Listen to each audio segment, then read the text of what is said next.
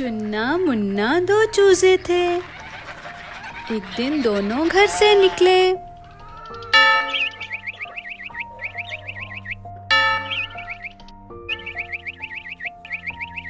दाना चुगने बाग में आए। चुन्ना एक दाने पे लपका। मुन्ने ने एक कीड़ा देखा, पतला पतला लंबा लंबा।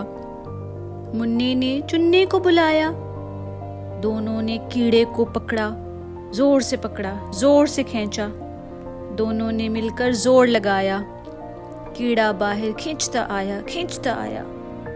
बाहर निकला तो क्या देखा, इतना मोटा ताजा चूहा। चुन्ना मुन्ना डर के भागे, चुन्ना पीछे मुन्ना आगे।